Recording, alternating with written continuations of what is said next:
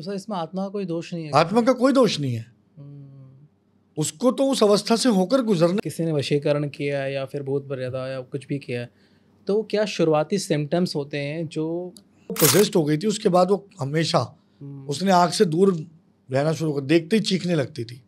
ये इतना वर्ष हो सकती थी कि वो एंटिटी पूरी तरीके से उसकी बॉडी को पोजेस कर लेती और फिर धीरे धीरे धीरे धीरे उसको साथ कुछ ऐसी एक्टिविटीज़ हो जाती हैं जो नहीं होनी चाहिए।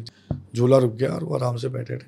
थोड़ा सा वो गेट के आगे गई और बात करते करते उसने दोबारा झूले की तरफ देखा, झूला बहुत तेज तेज तेज तेज अपने आप चलने लगा।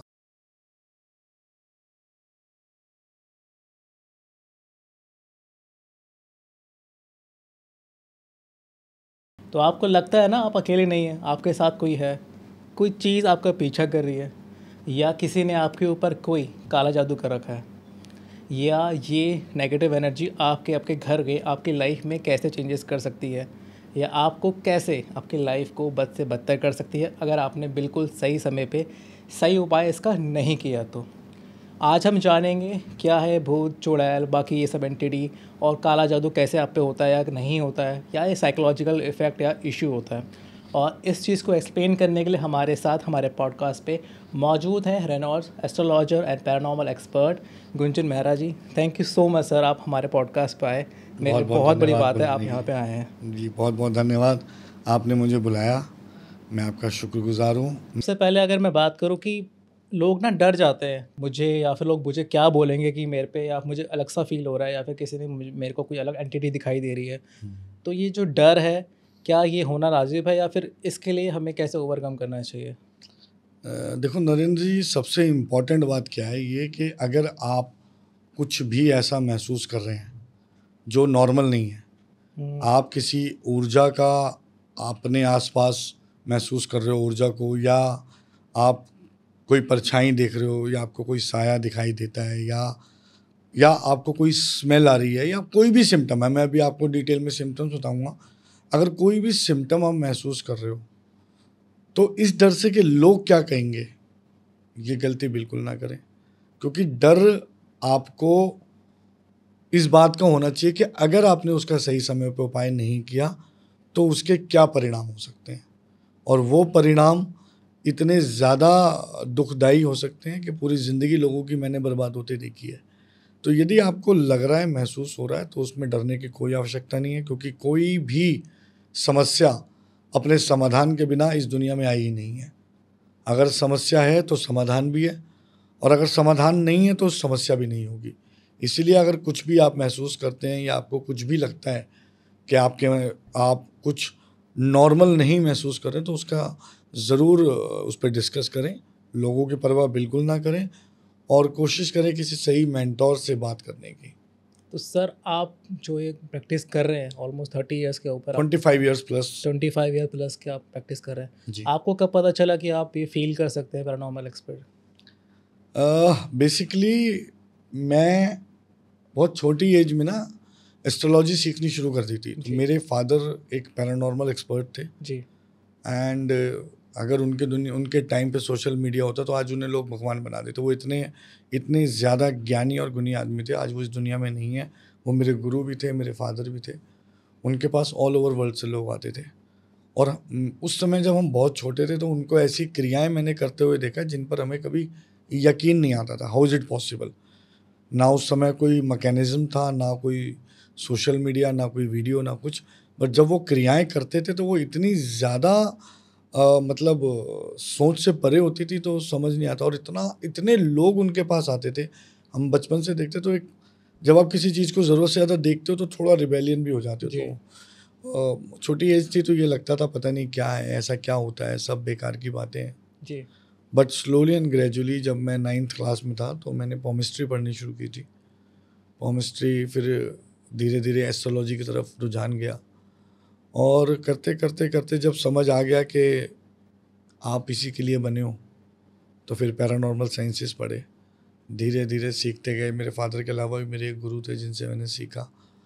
तो सीखते सीखते सीखते जब हम आगे आए तो एक समय के बाद कुछ ऐसे एक्सपीरियंसेस होने लगे जो नॉर्मल नहीं थे। कह सकते हैं ये चूज़न वन होना चाहिए, या फिर आप पहले से आपके अंदर होना चाहिए? अगर आप कोई नहीं, पैरानॉर्मल एक्सपर्टीज? मुझे लगता है भगवान चुनता है, क्योंकि अगर आपके अंदर कुछ विशेष है भी तो भी उस रास्ते पर चलना केवल ईश्वर की मर्जी से संभव है।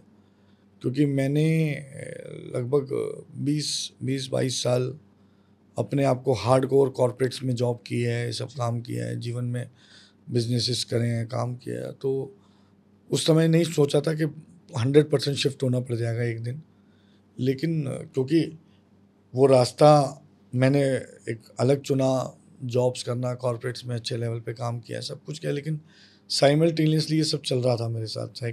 मतलब एस्ट्रोलॉजिकल कंसल्टेंसी भी मैं लोगों की करता था और पैरानॉर्मल केसेस को भी हैंडल करता था। बट एक टाइम के बाद जब ये समझ आ गया कि अब जॉब और ये साथ नहीं चल सकते, देन तो इसका मतलब आपको चुना जाता है। ये एक जिम्मेदारी है जो ईश्वर आपको देता है। तो सर मैंने ना मेरे घर पे भी देखा है कि आ, बड़े दादी या मम्मी ऐसे कहती थी कि मुझे बहुत बुरा फील हो रहा है, सपने में मैंने किसी को देखा है कि मतलब कि वो, और उनकी ना 2-3 दिन बाद शायद अनफॉर्चुनेट डेथ भी हो जाती है, मतलब वो आभास हो जाता है। तो ये क्या सिमिलर टू कह सकते हैं कि या फिर कुछ अलग चीज़ है इसको? देखिए, आभास होना जी। ये बहुत नॉर्मल है, हम्म, ये किसी भी व्यक्ति को हो सकता है। जी। लेकिन जब हम साइंस, पैरानॉर्मल साइंसेस की बात करते हैं, तो वो अलग तरह की स्टडी है, एक एजुकेशन है, एक प्रैक्टिस है जिसे आप करते हैं और आपको समय लगता है, पूरा जीवन भी बीत जाता है, तब भी आप कभी लगता है कि सीख रहे हैं। मुझे आज भी लगता है कि मैं आज भी रोज़ कुछ नया सीखता हूँ। जी। तो गुरुओं के माध्यम से ही सीखा जा सकता है। मैंने बहुत कुछ ट्राई किया, इंस्टीट्यूट्स वगैरह सब ट्राई किए हैं, but at the end of the day जो दीक्षा हमें गुरुओं से मिली वही सर्वोपरि है। तो सर किसी भी स्थान पे जाके आपको कैसे पता चलता है कि वहाँ पे एक्चुअली मेरे को एंटिटी है या फिर नेगेटिव एनर्जी वहाँ पे वास कर रही है? देखिए, ये एक तरह की प्रैक्टिस है। जब आप सालों से इस प्रोफेशन में हो जी। और जैसे हम कहीं जाते हैं या अगर मुझे किसी भी जगह ऑरा क्लीनिंग या चेकिंग के लिए जाना होता है, जी। तो किसी भी जगह जब हम एंटर करते हैं तो एक अलग किस्म की वाइब्रेशंस, एक अलग किस्म की ऊर्जाओं का संचार हमें वहाँ मिलता है। और उन एनर्जी सिस्टम से इंटरेक्ट करने के बाद ही ये समझ में आता है कि यहाँ कितनी नकारात्मक और कितनी सकारात्मक ऊर्जा है। कुछ ऊर्जाएं जनरल होती हैं, जैसे जनरल नेगेटिविटी होती हैं, जैसे अगर आपने अपने घरों में नॉर्मल गंदगी रखी हुई है, नॉर्मल गंदगी की मैं बात कर रहा हूँ, या आप लाइट प्रॉपर नहीं रख रहे हो, या वो थोड़ा सा मतलब साफ़ सफाई गंदगी, और वैसी तो वो भी एक तरह की नकारात्मक ऊर्जा है। उससे भी घर में कई बार छोटी छोटी बातों पे कलेश और ये सब चीज़ें हो जाती हैं और घर की बरकत ख़त्म हो जाती है। वो भी एक नकारात्मक ऊर्जा, पर वो जनरल है। अच्छा। लेकिन अगर कोई स्पेशल ब्लैक मैजिक से रिलेटेड है, किसी एनर्जी सिस्टम से रिलेटेड है, तो उसकी स्मेल अलग होगी, उस जगह का इम्पैक्ट अलग होगा, वहाँ पर अलग अलग किस्म के सिम्टम्स हो सकते हैं, और वो सिम्टम्स हमें ये हेल्प करते हैं कि पता लगता है कि यहाँ किस तरह की एंटिटी है और किस तरह का यहाँ पर ऊर्जा का प्रभाव है। मैंने देखा भी है, मूवीज़ में सुना भी है कि टेम्परेचर चेंज हो जाता है उस जगह का, या फिर ऐसा कुछ अजीब सा फील होता है, तो वो होता है क्या सच में? देखो, टेम्परेचर ऐसा नहीं है कि अगर सर्दी में बाहर 5 डिग्री टेम्परेचर है तो अंदर 30 डिग्री होगा, ऐसा कुछ नहीं है। एक अलग किस्म की गर्माहट आप सर्दी में फील कर सकते हो, या आप गर्मी में आ रहे हो तो एक अलग किस्म की ठंडक, मतलब आप नॉर्मल वो नहीं है। तो टेम्परेचर के अलावा ऐसा होता है कि उस जगह का जो ऊर्जा है उसका अलग प्रभाव है, वो आपको महसूस होता है। तो सर ये नॉर्मल इंसानों पे भी फील होता है या फिर सिर्फ? देखो, ज़्यादातर केसेस में नॉर्मल इंसानों को भी बहुत कुछ महसूस होता है। कई बार वो जनरल चीज़ें सोचकर इसे इग्नोर कर देते हैं, कई बार वो महसूस कर जाते हैं तो किसी अच्छे मेंटोर के पास जाके बात कर लेते हैं। लेकिन अलग अलग समय पे अलग अलग तरीके की ऊर्जाओं का प्रभाव होता है। और एक बात मैं हमेशा कहता हूँ कि पहले तो ना इसे समझना बहुत ज़रूरी है कि पैरानॉर्मल ऊर्जाएं क्या हैं, इनका प्रभाव कैसे होता है, कैसे पता चले। तो मैं हमेशा से कहता हूँ कि एक एक पर्टिकुलर प्रॉपर्टी पे और एक पर्टिकुलर इंसान पर होने वाले नकारात्मक ऊर्जाओं के प्रभाव के बिल्कुल अलग अलग सिम्टम्स होते हैं। अगर बेसिक बात की जाए तो कोई इंसान जब मरता है तो बोलते हैं कि वो आत्मा बनता है, या फिर वो प्रेत, चुड़ैल, या फिर कह सकते हैं कि वो जिन होता है, या फिर पिशाच होता है, और ब्रह्म राक्षस होते हैं। ये मैंने टर्म जब मैं रिसर्च करा तो ये सब टर्म मेरे सामने आए कि आत्मा, चुड़ैल, प्रेत और पिशाच और एक ब्रह्म राक्षस। तो सर थोड़ा अगर डिफाइन कर पाएँ कि ये क्या सच में एक चीज़ है या फिर अलग अलग विषय में जा रहा हूँ मैं? ये दोनों बिल्कुल अलग अलग चीज़ें हैं। हाँ। आत्मा तो किसी व्यक्ति की मृत्यु के बाद, उसके शरीर छोड़ने के बाद कुछ क्या काफ़ी केसेस में ऐसा होता है कि वो स्पिरिट या वो आत्मा भटकती है, परेशान होती है, फिर उसका इस्तेमाल करके उसको लोग किसी भी रूप में इस्तेमाल करते हैं, उसका वो करते हैं। तो एक खराब आत्मा या प्रेत आत्मा या आत्मा का कोई भी स्वरूप है, वो अलग चीज़ है। जब आप बात करते हो जिन, जिन्नात, पिशाचिनी, चुड़ैल और ब्रह्म राक्षस, ये सब एंटिटीज़ हैं, ये अलग एंटिटीज़ हैं। तो एक ही दुनिया में आप, हम, आत्माएं और ये एंटिटीज़ सभी वास करते हैं। एंटिटीज़ ऑलरेडी इस दुनिया में हैं हमेशा से। जैसे जहाँ से आप बात करते हो देवी देवताओं की जी, तो दैत्य राक्षसों में जो अलग अलग स्वरूप हुए उन्हीं को हम एंटिटी कहते हैं। तो ब्रह्म राक्षस एक दैत्य स्वरूप हो गया, पिशाचिनी को दैवीय स्वरूप भी मिला है और नेगेटिव नकारात्मक ऊर्जा का स्वरूप भी मिला है। और उसके अलावा बहुत जिन्नात, ये भी एक एंटिटीज हैं, ऑलरेडी एक एंटिटीज़ होते हैं। तो ये ऑलरेडी एंटिटीज़ हैं, ये कोई आत्मा नहीं है। आत्माएं अलग होती हैं और एंटिटीज़ अलग होती हैं। तो सर जब कोई इंसान मर जाता है तो हाँ। आत्मा जो आप बोल रहे हैं कि उसे काबू में करते हैं, तो सर ये होता कैसे है? देखो, हर आत्मा को काबू नहीं किया जा सकता। जी, ज़्यादातर केसेस में वो व्यक्ति जिनकी नेचुरल डेथ्स नहीं होती, जैसे एक्सीडेंटल डेथ हुई है, सुसाइडल डेथ हुई है, या उनका मर्डर किया गया है, मतलब कोई भी ऐसी मृत्यु, एक्सीडेंट हुआ सड़क के ऊपर, जी, कोई भी ऐसी मृत्यु जो नॉर्मल डेथ नहीं है, किसी बीमारी स्वरूप अगर कोई व्यक्ति नहीं मर रहा है या नॉर्मल उसकी डेथ नहीं हो रही है, तो इस तरह की आत्माएं जो होती हैं वो अतृप्त आत्माएं होती हैं और उनको काबू करने के बहुत सारे रास्ते हैं। मंत्रों के माध्यम से, सिद्धियों के माध्यम से, एंटिटी के सपोर्ट से इन आत्माओं को काबू किया जाता है और फिर उनका प्रयोग किया जाता है। सर मैंने सुना है जैसे जब जलाते हैं किसी, उसकी खोपड़ी फोड़ देते हैं, खंडित कर देते हैं, तो इसीलिए कर देते हैं कि कोई इसको कोई, देखो उसे बोलते हैं कपाल क्रिया, जो आप बात कर रहे हो। जी, कपाल क्रिया जनरली इसीलिए की जाती है, इसके दो बड़ी बातें, प्रैक्टिकल बात भी है इसके पीछे एक रीज़न है कि हमारी जो सर की हड्डी है वो इतनी मजबूत होती है, वो जल्दी से जलेगी नहीं। जी बिल्कुल सर। तो ये प्रैक्टिकल बात है। उसको कपाल क्रिया के दौरान उसे तोड़ा जाता है ताकि वो जब शरीर जले तो कुछ बचे ना।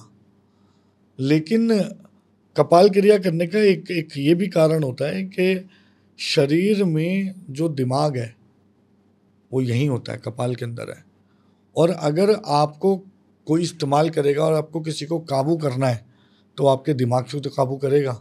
इसीलिए कपाल क्रिया का प्रावधान है कि कपाल क्रिया की जाए और उसके बाद उसे कोई इस्तेमाल ना कर पाए। पर ऐसा नहीं है कि कपाल क्रिया के बाद उसे इस्तेमाल नहीं किया जा सकता। जो लोग करना चाहते हैं, कई आत्माओं को, जो मैंने बताया ना अतृप्त आत्माएं हैं, उनकी क्रिया बेशक हो भी जाए या क्रिया सही से ना भी हो, सही से क्रिया नहीं हुई है तो ज़्यादा आसान होता है उनका इस्तेमाल करना, और क्रिया सही से हो भी गई है तो भी कोई अगर पर्पसली चाहे तो उसका इस्तेमाल कर सकता है। मृत्यु से पहले उसे उसके शरीर के बाल या कोई भी अंडर गारमेंट्स या नाखून या कुछ ऐसी चीज़ें मिल जाएं जिसका इस्तेमाल करके बाद में भी वो उस एंटिटी को, उस स्पिरिट को, उस आत्मा को काबू कर सकता है। तो सर ये जो आत्माएं जो निकलती हैं तुरंत उसके डेथ के बाद, ये क्या एक्सेप्ट नहीं कर पाती अपनी डेथ को, या फिर उस प्रोसेस को, कि यहीं रह जाती हैं, या फिर बहुत सारी चीज़ें? मैंने बताया ना कि जनरल केसेस में ऐसा नहीं होता। ये एक्सेप्टेंस की बात नहीं है, ये ऊर्जा का सिस्टम है। ओके। तो अगर कोई आत्मा जिसकी मृत्यु अमानवीय कारणों से हुई है और उसकी बहुत सारी इच्छाएं जिनका दमन हो गया है, जो अतृप्त रह गई हैं, उन इच्छाओं की पूर्ति के लिए हाँ, वो भटकती हैं और फिर उनका इस्तेमाल हो जाता है। कई बार ऐसा होता है कोई उनका इस्तेमाल नहीं भी करता, पर वो भटकती हैं और भटकते भटकते किसी भी इंसान के साथ जिनके साथ उनका वाइब्रेशन सिस्टम मैच हो जाता है, उनके साथ वो आकर जुड़ जाती हैं और उनके माध्यम से अपनी बुझी हुई अपनी जो प्यास बुझी नहीं है उसको बुझाने की कोशिश करते हैं। तो सर ये कैसे कनेक्ट करते हो कि मैंने सुना है कि भूत बाधा जो जैसे प्रेत होता है, ये जो भी भूत होता आत्मा होती है, ये सबको नहीं लगती, ये किसी किसी पर्टिकुलर इंसान को ही लगती है, तो ये क्या होता है इसमें? दो तरीके से लगती है। एक जी। तो किसी ने अगर आप पर पर्पसली किसी आत्मा को छोड़ा है तो वो तो हो गई क्रिया। हम्म, उस क्रिया के माध्यम से वो आपसे क्या चाहता है, या आपसे जेलस फील करता है, या बस वो उसको आपको परेशान करना है, या कोई भी कारण है। जी। दूसरा, आप किसी ऐसी आत्मा के साथ, आप किसी ऐसी जगह पर गए हो और आपकी ऊर्जा उस आत्मा की ऊर्जा से एक साथ एक कनेक्शन डेवलप कर पा रही है, तो वो आत्मा कई बार उनके साथ जुड़ जाती है। ऐसे कई केस स्टडीज़ हैं मेरे पास, उनमें एक केस स्टडीज़ मैं आपको बता देता हूँ। उस जी। केस स्टडी में क्या हुआ था, एक हस्बैंड वाइफ एक स्पिरिचुअल प्लेस पे गए थे और वहाँ पर उनके साथ वो मतलब उनके किसी जानकार का कोई प्रॉपर्टी थी। जी। तो उनको लगा भाई वो प्रॉपर्टी है और उन्हें वो मिल गई रुकने के लिए। उनके जानकार ने कहा भाई आप उसमें रुक सकते हो, वो बहुत टाइम से बंद है, बट आप उसमें रुक जाओ, कोई दिक्कत नहीं है, आप होटल में क्या रुकोगे। तो बेसिकली वो दो कपल थे, कुछ फ्रेंड्स थे शायद उनमें साथ में, और एक कपल था। वो चले गए यहाँ से। जब वो वहाँ चले गए और वो वहाँ रुक गए, तो उनमें से जो कपल था, कपल में जो हस्बैंड था वो बहुत स्पिरिचुअल था और बहुत ज़्यादा स्पिरिचुअल, बहुत अच्छा एक इंसान। और वहाँ पर उसको, और वो बहुत ना इन सब चीज़ों में बिलीव करने वाला नहीं था, मतलब ईश्वर का तो बहुत बड़ा भक्त था, जी। पर ये मानना कि भूत प्रेत एंटिटी इन सब चीज़ों में वो जनरली बिलीव नहीं करता था। तो वहाँ पर ना उसे कुछ अनईजी लगा। अब अनईजी बाकी लोगों को भी लग रहा था, लेकिन वही आपकी वाली बात, लोग fear of being getting judged बात ही नहीं करते हैं। तो सबको लग रहा था हम कुछ बात करेंगे तो कोई क्या कहेगा, तो सब उस अनईजीनेस को फेस करते रहे। लेकिन जब वो ज़्यादा बढ़ गई तो हस्बैंड ने वाइफ से कहा कि यार मैं एक्चुअली ना यहाँ कंफर्टेबल फील नहीं कर रहा, मुझे लग रहा है यहाँ पर मेरी चेस्ट पे एक अजीब सा दबाव है, एक प्रेशर है, मेरे शोल्डर पे एक प्रेशर है और मुझे थोड़ा अजीब लग रहा है। और अजीब लगने के साथ साथ ना मैं थोड़ा परेशान फील कर रहा हूँ, तो मुझे समझ नहीं आ रहा है ऐसा क्यों। तब वाइफ ने भी बताया कि मुझे भी ना ऐसा लगता है कि यहाँ पे कुछ साया सा है जो घूम रहा है, और मैं बस आपके डर की वजह से नहीं बोल पा रही थी उस बात के बारे में। तो उसने बहुत कोशिश की, बहुत प्रयास किए। जब उन्होंने बातचीत आपस में काफ़ी की तो बाकी लोगों ने भी यही बात कही, हाँ यार हमें भी बहुत अजीब लग रहा है। तो सबने मिलकर डिसाइड किया कि भाई अब हम इस जगह को छोड़ देंगे। तो उन्होंने भाई ठीक है, नेक्स्ट डे हम लोग यहाँ से चले जाएंगे। तो जो बाकी दोस्त थे वो सब चले गए सेम डे, वो कपल वहाँ रुक गया। उन्होंने कहा भाई हम नेक्स्ट डे सुबह चले जाएंगे। अर्ली मॉर्निंग हस्बैंड उठा और उठकर उसने अपनी वाइफ को इतनी तेज़ी से उठाया, उसने कहा भाई खड़े हो, अभी अभी इमीडिएट निकलो, पैक करो। उसने कहा भाई फ्रेश तो हो जाए, नहा लेते हैं कपड़े। बोले कुछ नहीं करना, सिर्फ पैक करो और निकलो, I am just not feeling comfortable. मतलब उसके साथ इतना उसको टेंशन हो गई और वो लिटरली वो लोग वहाँ से निकल गए। निकल के वो अपने दूसरी जगह चले गए। तो अब लड़कों में ना वो होता है कोताहुल, तो उन्हें सब जानना भी है। तो उन्होंने कहा यार एक्चुअली हुआ क्या, तो कुछ सामान उनका वहाँ रह गया था। तो अपने वाइफ से कहा भाई तू रुक, मैं अपने एक फ्रेंड के साथ वहाँ से वो सामान भी ले आता हूँ, देखता हूँ। वो सामान लाया और ऊपर तक जाके पूरी प्रॉपर्टी को घूम रहा है वो दिन में, वो एक्सप्लोर कर रहा है कि कुछ मुझे दिखे। वापस आ गया, कुछ समझ नहीं आया। वो लोग जिस जगह गए थे वहाँ से भी वो थोड़े परेशान अनकंफर्टेबल होकर घर वापस आ गए। जो वाइफ थी वो पूरी फैमिली मुझे फॉलो करती है, तो उसका फ़ोन आया कि सर एक बार आप देखो कुछ गड़बड़ लग रही है हमें। मैं कहा ठीक है बेटा मुझे टाइम दो, मैं देखता हूँ। थोड़ा मैं बिज़ी भी था उन दिनों और मैंने चेक वेक किया और मुझे गड़बड़ लगी, फिर मैं भी बिज़ी हो गया। 2 दिन बाद लड़की का दोबारा फ़ोन आया कि सर आपने देखा क्या, वैसे तो अब सब ठीक है, घर में कोई दिक्कत नहीं है, आप बताओ। तो उसने कहा कि मैंने कहा कि देखो बेटा ऐसा है, गड़बड़ तो है, अब आप मुझे आकर मिलोगे तो ही बता पाऊँगा, मैं फ़ोन पे ये सब आपको नहीं बताऊँगा। बोले ठीक है सर, अब कह रहे हो तो मैं मिल लेती हूँ अभी तो, लेकिन सब ठीक लग रहा है। मैं कहा कोई बात नहीं बेटा, आप आओ, आकर मिलो। 2-3 दिन और बीत गए इस बीच में। अब उसको लग रहा था कि अब सब चीज़ नॉर्मल है। 2-3 दिन बाद वो मेरे पास आई अपनी मदर इन लॉ और अपने सिस्टर इन लॉ के साथ। मदर इन लॉ और सिस्टर इन लॉ को कुछ बात करनी थी, वो साथ में वैसे ही आ गए। उसने कहा चल सब ठीक है, फिर भी सर से मैं पूछ तो लूँ क्या हुआ, सर क्या कहना चाहते हैं। जब वो आई तो मैंने उसे वो चीज़ें बताई। मैंने कहा आपके हस्बैंड के साथ एक एंटिटी है जो उस घर से जुड़ गई है, और अब वो आपके हस्बैंड को एक पार्टनर के रूप में देखती है और धीरे धीरे आपके हस्बैंड को पोजेस कर रही है। तो पैरानॉर्मल में पोजीशन के स्टेजेस होते हैं। जैसे इनिशियल स्टेज में एकदम से आप पोजेस हो रहे हो तो पता नहीं चलेगा, कुछ दिन बाद और पोजेस, तो पोजीशन धीरे धीरे आपके ऊपर हावी होता है। फिर एक टाइम ऐसा आता है पूरी बॉडी आपकी पोजेस्ड हो जाती है, दिल और दिमाग भी। तो उस समय पोजीशन चल रहा था। मैंने उसको बताया कि उसके हस्बैंड को जिस लेडी ने देखा है, जिस लेडी ने के साथ वो जुड़ गया है, उसकी बड़ी अननेचुरल डेथ हुई थी, और डेथ के बाद उसकी बॉडी को उसी प्रॉपर्टी के नीचे गाड़ दिया गया जिसमें आप रह के आए हो। और वो प्रॉपर्टी काफ़ी टाइम तक बंद भी थी और आप उसमें रह रहे थे। अब उसको ये बात एकदम सरप्राइज लगी, क्योंकि वो उसको पता था, मुझे नहीं पता था। तो उसको लगा कि सर को कैसे पता है कि वो प्रॉपर्टी बंद थी बहुत टाइम से। फिर मैंने उसे ये बताया, मैंने कहा वो जो लेडी है ना, क्योंकि जनरली तो ऊर्जाओं का कोई आप ऐसा नहीं है, क्योंकि कई पॉडकास्ट में लोग मुझसे सवाल करते हैं कि सर ऐसा कैसे, वो स्पिरिट ऐसी दिखती है जैसे आप और हम।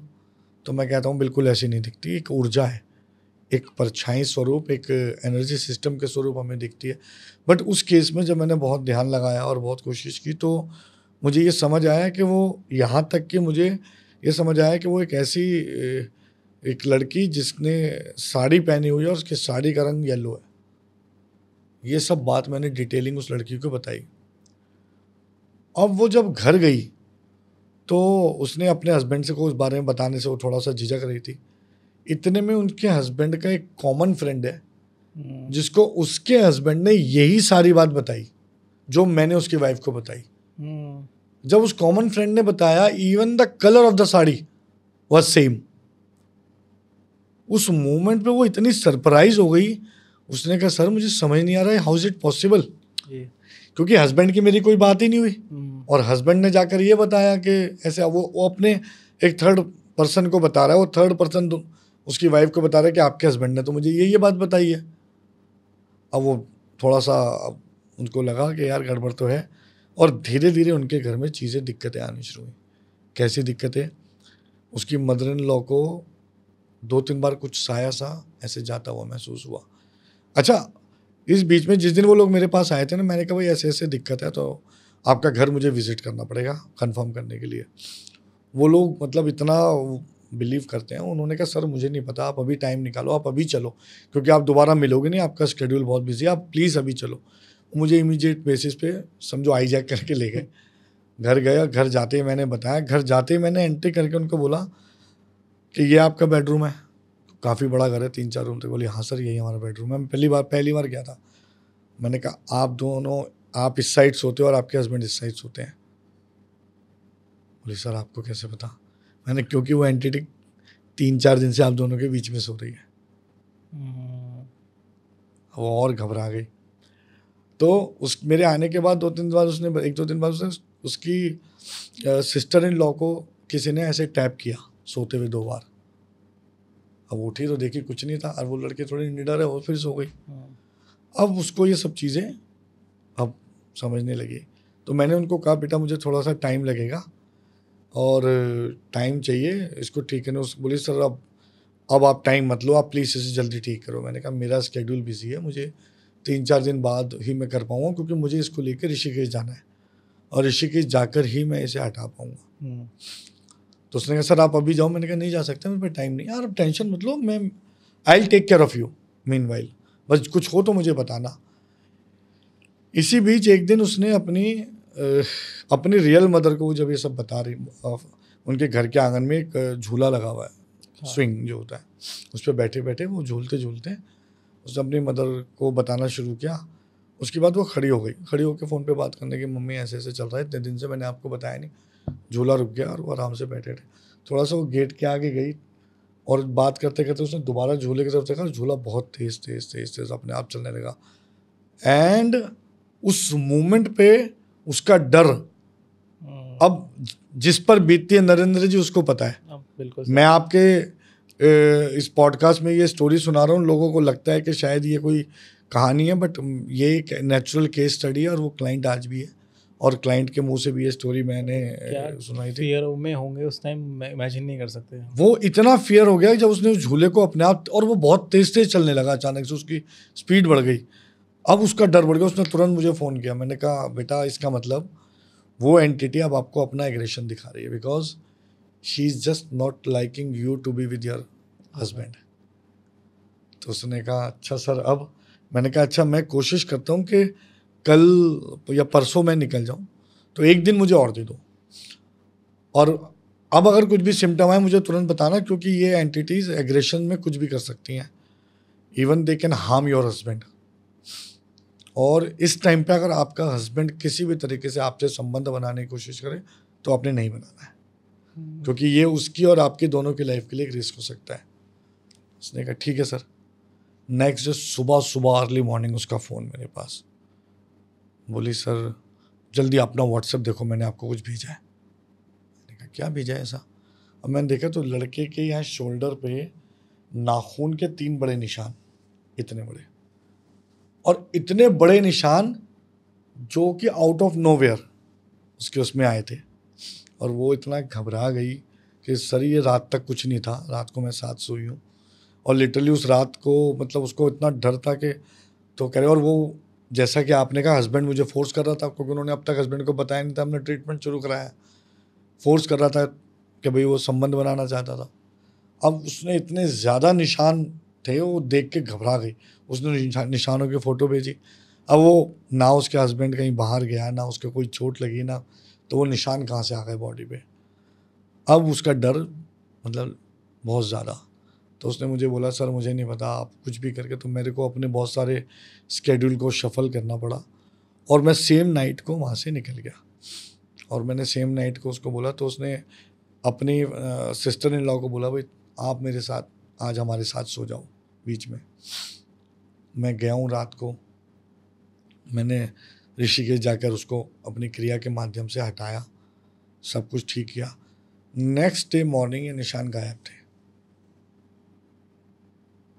आप सोचो कि अगर नॉर्मल नाखून के निशान है तो वो भी 3 दिन लगते हैं जी शरीर पे से जाने, पहले खुरंट बनेगा और फिर वो सही होंगे। बिल्कुल। अगले दिन वो निशान नहीं थे उसकी बॉडी पे। तो ये एक ऐसा खतरनाक केस था जो बहुत, अब इसमें किसी का कसूर नहीं था, किसी को नहीं पता था। वो उस आत्मा को जो मारा गया तो उसके साथ कुछ ऐसा किया गया था जो नहीं करना चाहिए था, उसके बाद उसे मारकर गाड़ दिया गया। तो उसकी जो लाइफ में अतृप्ति थी, उसके जीवन में जो अतृप्तता थी, उस अतृप्ति को दूर करने के लिए उसने उस हस्बैंड को चुना, और उसके साथ उसका एनर्जी सिस्टम कनेक्ट हुआ। और इतना मुश्किल केस था ये, जिसमें काफ़ी दिन लग गए उस फैमिली को इस खौफ से बाहर आने में। सब ठीक हो गया, फिर भी वो कई दिन तक मुझे फ़ोन करके पूछते थे सर सब ठीक है ना, सर आप बताओ सब ठीक है ना। तो उनको काफ़ी टाइम लगा उस खौफ से निकलने में। तो सर अगर वो सच में वो संबंध बनाते या फिर वो थोड़ा और समय लेते आपसे कंसल्ट करने के लिए, तो ये जो सिचुएशन है कितना वर्ष हो सकता था? ये इतना वर्ष हो सकती थी कि वो एंटिटी पूरी तरीके से उसकी बॉडी को पोजेस कर लेती, और फिर धीरे धीरे धीरे धीरे उसको साथ कुछ ऐसी एक्टिविटीज़ हो जाती जो नहीं होनी चाहिए थी, और वो बॉडी शरीर को का सेवन करना शुरू कर देती, और घर के बाकी सदस्यों के लिए भी वो लाइफ थ्रेटनिंग हो सकती थी। तो सर मैंने सुना है कि जब तक आप किसी को इनविटेशन ना दो तो आपके घर पे नहीं आता। तो क्या उस हस्बैंड ने भी इनविटेशन दिया था कि आइए, या फिर ऐसा कुछ होता है क्या इसमें? नहीं नहीं, ऐसा नहीं है कि आप इनविटेशन नहीं दो तो वो नहीं आएगा, जी नहीं। ऊर्जा का सिस्टम है, मैं फिर बार बार कहता हूँ एनर्जी सिस्टम है जी। जिस घर में वो मौजूद थे वहाँ पे बहुत टाइम बाद कोई गया, और उसमें से उस जो वो इतने सालों से एक कहते ना कि वो प्यास थी उसके अंदर, और वो जो गुस्सा था उसके अंदर, उसको निकालने के लिए, उसको अपने आप को, अपनी मुक्ति के लिए उसे कोई ना कोई तो चाहिए था, अपनी तृप्ति। जब तक देखो आत्माओं का क्या सिस्टम है, आत्माएं जो अतृप्त रूप से मरती हैं तो पहले उन्हें अपनी उस इच्छा की पूर्ति करनी पड़ती है, तभी उन्हें मुक्ति मिलती है। तो सर वो आत्मा तृप्त मुक्त हुई हो? देखिए मेरा जो प्रोसेस है वो यही रहता है, अपने गुरुओं से हमने सीखा है कि आत्माओं के केसेस में मैं 99% मेरा एक ही सोल्यूशन है, मैं उनको पहले वहाँ से डिटैच करता हूँ, उसके बाद अपने साथ अटैच करते हैं, अपनी सिद्धियों के, अपनी जो एंटिटीज़ हमने सिद्ध किए उनकी सपोर्ट से और मंत्रों की शक्ति से उन्हें कमज़ोर करके और उन्हें भोग का लालच देके। ऐसा नहीं है आप किसी के ऊपर से हटा रहे हो तो आपको उसको बदले में भोग देना है, उस भोग का लालच कर देके, भोग अरेंज करके उसके लिए उसे फिर अपने साथ पहले डिटैच करके दूर ले आना पड़ता है। फिर ऋषिकेश के एक ऐसे घाट पर जो कि कच्चा घाट है, वहाँ पर ले जाकर मैं बैठकर पहले सिद्धियों से उसको भोग पे मोहित करता हूँ, वो भोग उसको अर्पित करता हूँ और फिर उस भोग के साथ उसे गंगा जी में विलीन कर देता हूँ। मुझे लगता है गंगा जी में जाने के बाद कोई भी आत्मा हो या कोई भी एंटिटी हो, उसको मुक्ति ज़रूर मिलती है और फिर उसके कर्म तय करते हैं कि मुक्ति के बाद उसे मोक्ष मिलेगा या नया जीवन। तो सर ये आत्मा जनरली क्या बुरी ही होती हैं अगर कंसिडर किया जाए, या फिर उनको कुछ चाहिए ही होता है, या फिर कोई अच्छी आत्मा भी होती है, मतलब कह सकते हैं कि वो फंस गया है मतलब तरीके से, तो वो भी टैकल किया है कि कभी आपने इस करियर में? बहुत सारे केसेस ऐसे होते हैं जिसमें आत्माएं अच्छी, अगर वो किसी का नुकसान नहीं करे बट वो उस शरीर के अंदर उसको अच्छा लग रहा है, बट वो नहीं, कुछ आत्माएं, देखो पहली बात तो ना, हर वो एनर्जी जी जो नॉर्मल नहीं है वो पैरानॉर्मल है, बिल्कुल। पर इसका मतलब ये नहीं है कि वो नेगेटिव है। ये डिफरेंस समझना बहुत ज़रूरी है। नकारात्मक ऊर्जा और सकारात्मक ऊर्जा दो अलग अलग चीज़ें हैं और दोनों ऊर्जाएं पैरानॉर्मल हो सकती हैं। दुनिया में जो भी नॉर्मल नहीं है आपके और मेरे नज़रिए से, बिल्कुल भाई उन एंटिटीज़ के और स्पिरिट के नज़रिए से हम पैरानॉर्मल हैं और हमारे नज़रिए से वो पैरानॉर्मल है। इंसान जो समझ नहीं पाता उससे वो डरता भी है और घबराता भी है। तो बहुत सारी ऐसी ऊर्जाएं होती हैं जो नॉर्मल भी होती हैं और सकारात्मक भी होती हैं और उनको आप हटा भी नहीं सकते। हाँ उनके आगे आपको सरेंडर करना होता है, समय लेकर उसको छोड़ना होता है, उस जगह को छोड़ना होता है। मैंने कई पॉडकास्ट में ये बात बताई है कई का, और एक ऐसा केस था हमारे पास दिल्ली में रोहिणी का, जहाँ पर एक फैमिली में बच्चों को एक लड़की दिखाई देती थी जो हर समय उनके साथ रहती थी और पेरेंट्स की ट्रांसफरेबल जॉब थी, तो बच्चे अकेले रहते थे। जब उन्होंने पेरेंट्स को शुरू में बताया तो पेरेंट्स को लगता था कि कुछ नहीं है, बच्चे अकेले रहते हैं इसलिए डरते हैं। कुछ दिन के लिए दादी साथ आके रहने लगी, दादी को कुछ महसूस नहीं, क्योंकि उस आत्मा ने चूज़ किया कि उसे दादी से इंटरेक्ट ही नहीं करना। अच्छा। अब उनको बहुत ज़्यादा क्लियर वो दिखाई देती थी और कई बार तो ऐसा हुआ कि वो बच्चे पढ़ते थे, उनमें से लड़का जो था उसकी पीठ पे आकर वो बैठ जाती थी और उन बच्चों ने समझौता कर लिया क्योंकि उनके पास ऑप्शन कुछ था नहीं, लेकिन वो अपने पेरेंट्स को खूब बोलते थे। पेरेंट्स ने मुझे बुलाया, मैं देख कर आया, मैंने उन्हें कहा वो यहाँ पे ऐसे ऐसे एंटिटी है, तो फिर वो ट्रांसफरेबल जॉब थी, वहाँ से छुट्टी लेकर आए, हमने बहुत सारी पूजा पाठ की, पर मैंने उनको एक चीज़ समझा दी कि ये इसका घर है, आप इसके घर में आए हो, ये आपको करना पड़ेगा। ये आपको तंग नहीं कर रही है आपके बच्चों को, ये उनके साथ खेलना चाहती है, ये तो खुद बच्ची है लेकिन ये घर नहीं छोड़ेगी। मैं आपके लिए केवल इतना कर सकता हूँ कि आप इसको, इस घर को छोड़ दो, कुछ टाइम आपको इससे लेके दे देता हूँ, ये आपको तंग ना करे, आप यहाँ से निकल जाओ, ये घर नहीं छोड़ेगी। और मैंने यही किया उस केस में, सरेंडर टू सुप्रीम। हमने उसके आगे समर्पण किया, उससे अपनी सिद्धियों के माध्यम से उसे कुछ दिनों के लिए कमज़ोर कर दिया ताकि वो कोई नुकसान ना पहुंचा पाए, और उन कुछ दिनों में उन्होंने वो घर शिफ्ट किया, दूसरे घर में वो चले गए। तो सर जैसे ही जो आपने बताया कि बच्चे की आत्मा है, एक बूढ़े की आत्मा है और एक लड़की की आत्मा है, तो जब ये आत्मा डेथ हो जाती है, जब उनकी मानसिक ग्रोथ, अगर बच्चा है तो बच्चे के रूप में रहेगा, तो ये आत्मा बनने के बाद भी ये उसी ज़िद पे रहते हैं, उसी अवस्था में रहते हैं, इनकी सोच ही वही रहती है। बच्चा तो स्टबर्न होता है, ज़िद्दी होता है, और लड़की की कुछ और डिज़ायर होंगी, कुछ और होंगी, और एक वृद्ध व्यक्ति जो मरा है उसकी अलग होंगी। तो उनसे आप कैसे टैकल करते हैं फिर? देखो जो आत्माएं होती हैं ना, उनका आयु सिस्टम जब शरीर खत्म होता है, आयु शरीर की होती है, पहले तो नरेंद्र जी समझिए, आत्मा की कोई आयु नहीं है, ठीक है। शरीर की अवस्थाओं के आधार पर आत्मा की मानसिक परिस्थिति तैयार होती है। अब अगर किसी की बाल अवस्था में मृत्यु हुई है तो उस आत्मा का आचरण बिल्कुल वैसा ही होगा, क्योंकि वो तो वहीं अटक गई ना, वो तो उसी जगह रुक गई। अब उसे वहाँ से आगे की यात्रा तब तय करनी है जब आप तय करवाओगे। तो 90% केसेस में हम आत्माओं को मुक्ति की ओर ले जाते हैं और उनको ऋषिकेश में मैं गंगा जी में विलीन करके उनकी मुक्ति की कामना करता हूँ। ये सबसे अच्छा प्रोसेस है, क्योंकि जब तक उन्हें मुक्ति नहीं मिलेगी तब तक वो भटकती रहेंगी, और भटकेंगी तो कोई ना कोई उनका इस्तेमाल कर सकता है। तो आत्मा की उम्र नहीं होती, उम्र शरीर की होती है। आत्मा की अवस्था होती है, अवस्था उसकी इस द्वारा छोड़े गए शरीर के आधार पर हो सकती है। सर, आपने अपने इस करियर में कभी ये देखा है कि किसी आत्मा ने आपसे डायरेक्टली संपर्क किया हो कि गुरुजी हमसे मतलब मुक्ति चाहिए या फिर ऐसा कुछ? देखो, जनरली ऐसा नहीं होता है जी। क्योंकि आत्माएं ऐसे किसी को नहीं ढूंढती हैं कि वो उन्हें मुक्ति दिलाए। आत्माएं तो जो उनकी अतृप्ति है उसको पूरी करने की कोशिश करती हैं। अगर किसी को सपोज एक लड़की है या उसकी शादी नहीं हुई थी और वो शादी करना चाहती थी, उसकी शरीर की कुछ ज़रूरतें थी, तो जब वो अतृप्त होगी तो वो पहले उस तृप्ति की तरफ देखेगी। जब वो तृप्ति उसकी हो जाएगी किसी के शरीर के माध्यम से, तब उसके बाद वो उसको छोड़ नहीं पाती। उनके लिए तो एक जाल है, जब कोई उनको वहाँ से निकालेगा तभी है। कुछ लोग क्या करते हैं, स्वार्थ के लिए उनको एक शरीर से हटाकर अपने पास रख लेते हैं और फिर उनका इस्तेमाल करते हैं दूसरों के खिलाफ, जो कि गलत है। तो सर, लालच मरने के बाद भी नहीं छोड़ता पीछा? अगर लालच नहीं है, आप उस मानसिक अवस्था को समझो। आत्मा की आत्मा अगर शरीर को छोड़ चुकी है और किसी अवस्था में किसी ऐसी मृत्यु को प्राप्त हुई है, जो मैंने पहले ही बताया कि नेचुरल डेथ नहीं है, तो नेचुरल डेथ के बाद आपका शरीर, आपकी जो आत्मा है वो एक अवस्था में अटक के रह गई है। तो सर, इसमें आत्मा का कोई दोष नहीं है? आत्मा का कोई दोष नहीं है, उसको तो उस अवस्था से होकर गुजरना ही है। तो मैं आज आपको एक बहुत बड़ी बात बताता हूँ आपके चैनल के माध्यम से जी। हमारे को अलग अलग आश्रम्स के बारे में बताया, गृहस्थ आश्रम है, संन्यास आश्रम है, जो भी आश्रम हमें मिले हैं जी। गृहस्थ आश्रम एकमात्र ऐसा आश्रम है जिसके माध्यम से अगर आप पूरा गृहस्थ आश्रम का जीवन जीते हो तो आपकी मुक्ति तय है, मोक्ष आपके कर्मों पे है।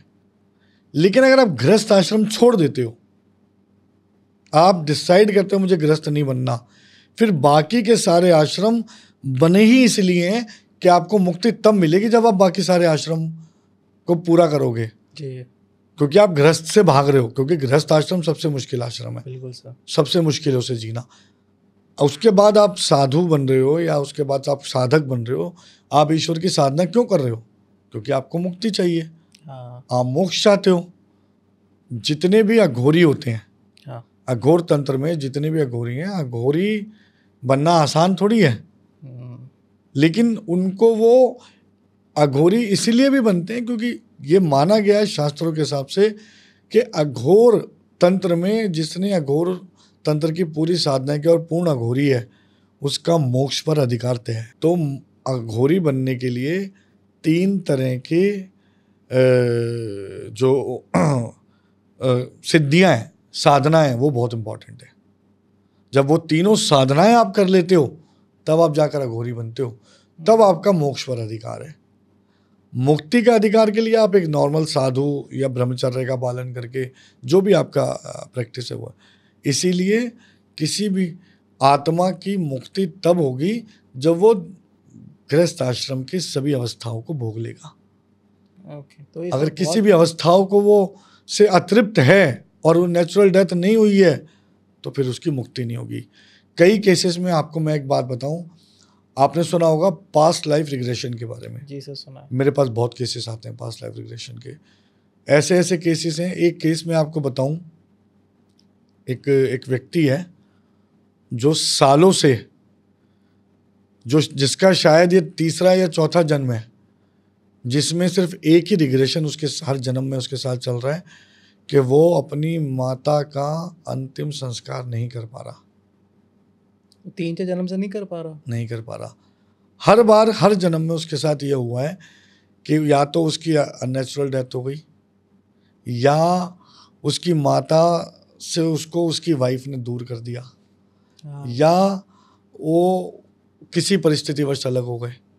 और ये सब चीज़ें उसे विजन्स में दिखाई देती हैं, सपनों में। और इस जन्म में भी परिस्थितिवश वो अपनी माँ से अलग रहता है।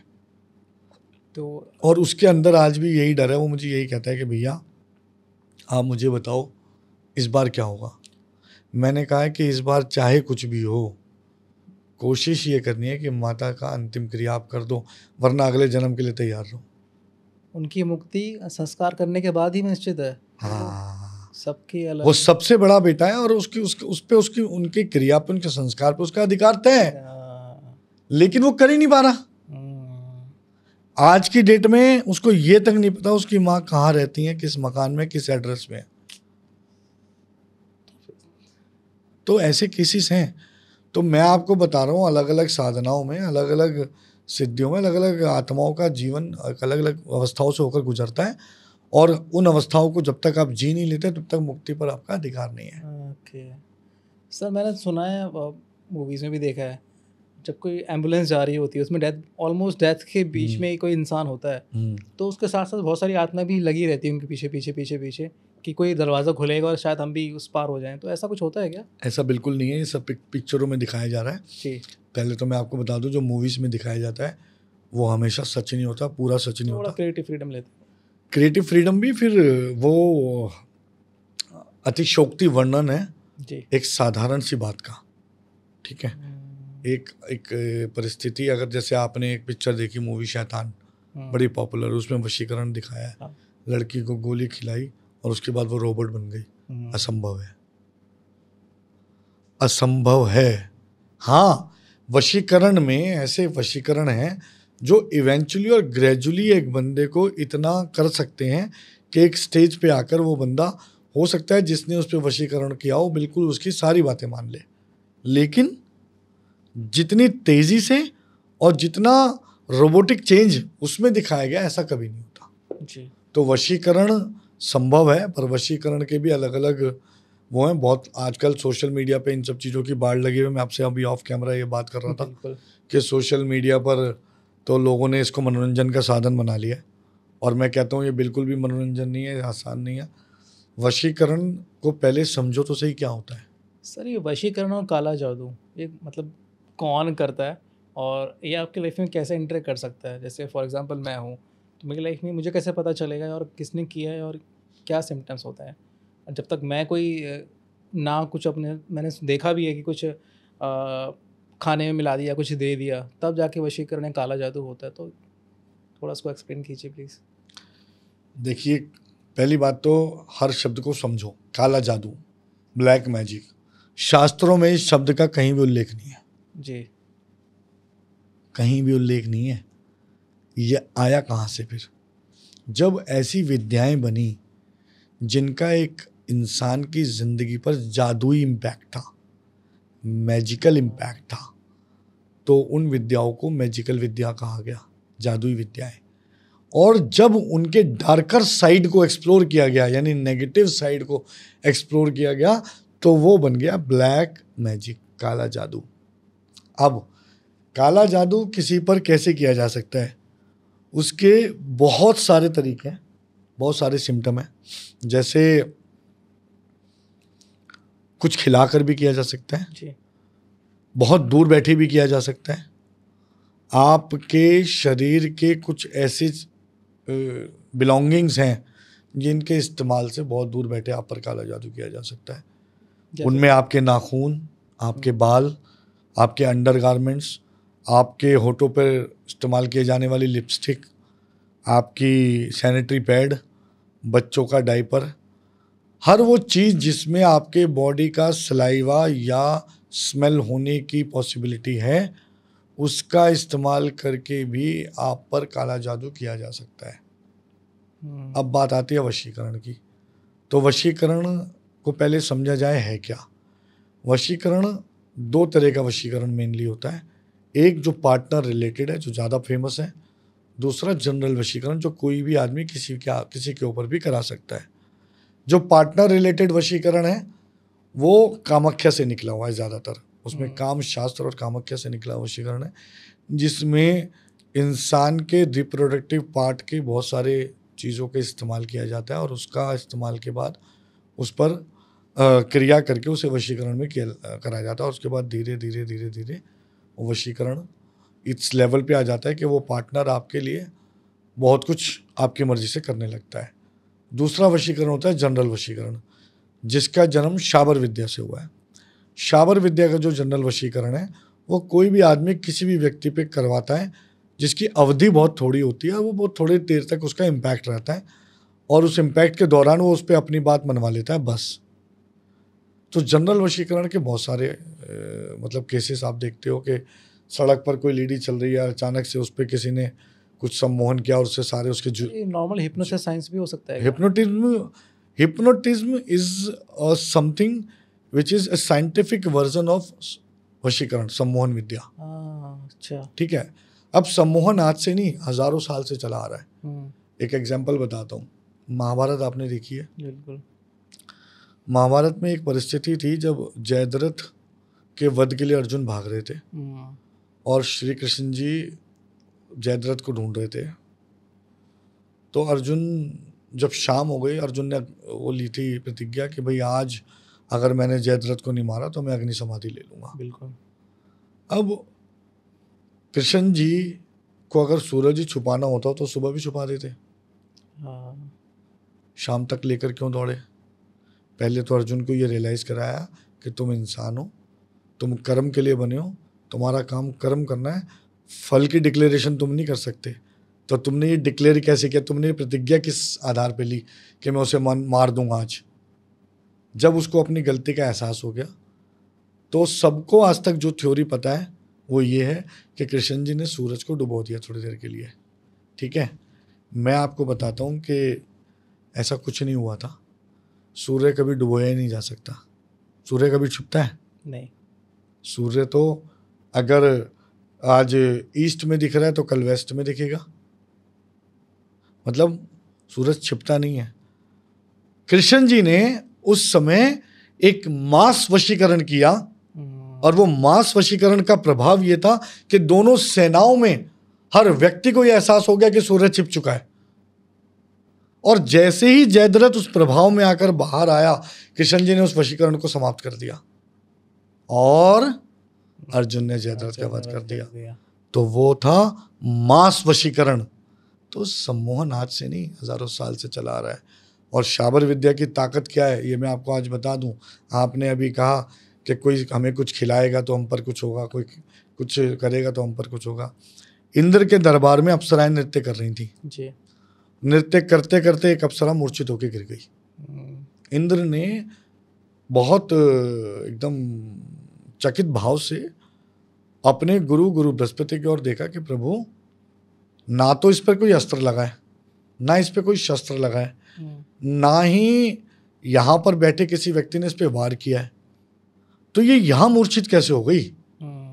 तब गुरु बृहस्पति मुस्कुराए और मुस्कुराकर उन्होंने कहा कि इसे दूर पाताल में बैठे रावण ने शाबर विद्या के माध्यम से मूर्छित कर दिया है। तो शाबर विद्या तो ऐसी विद्या है, अगर आपको सही तरीके से इसकी आती है और आपने सिद्धियां की हैं, आपके गुरुओं ने आपको सिखाया है, तो आप कितनी भी दूर बैठ के किसी के लिए कुछ भी कर सकते हो। मेरे पास आज की डेट में कई केसेस हैं, लोग अब्रॉड में बैठे हैं और उनके ऊपर यहाँ इंडिया में क्रियाएं हो रही हैं। तो सर ये इतना पावरफुल विद्या जो है तो लोगों के लिए आज के समय में घातक नहीं है ये? बिल्कुल घातक है, लेकिन हो क्या रहा है, मैं ये मानता हूँ कि ना वो रावण है, ना वो समय है जी, और ना वो इतनी पवित्रता और उतनी प्योरिटी है, तो उतनी ताकतवर तो नहीं है जी। लेकिन इसीलिए आज लोगों के बिलोंगिंग्स का इस्तेमाल करके उन पर ये क्रियाएं की जाती हैं और बिलोंगिंग के माध्यम से क्रिया इस लेवल तक हो जाती है कि किसी व्यक्ति को मारा जा सकता है। मार भी सकते हैं सर किसी को? शाबर विद्या में षट कर्मों का बड़ा उल्लेख है। षट कर्मों में 6 कर्म है। सबसे पहला कर्म है शांति विद्या, यानी कि जो पॉजिटिव विद्या है, लोगों की मदद के लिए। देखो एक चीज़ और समझ लो, मैं षट कर्म बताने से पहले आपको बता दूं, जितनी भी विद्याओं का जन्म हुआ था वो इंसान के बेहतरी के लिए हुआ था, उसके फायदे के लिए हुआ था। हमारी कलयुग की मानसिकता ने हमें करप्ट बना दिया और हम उसका नकारात्मक प्रयोग करने लगे।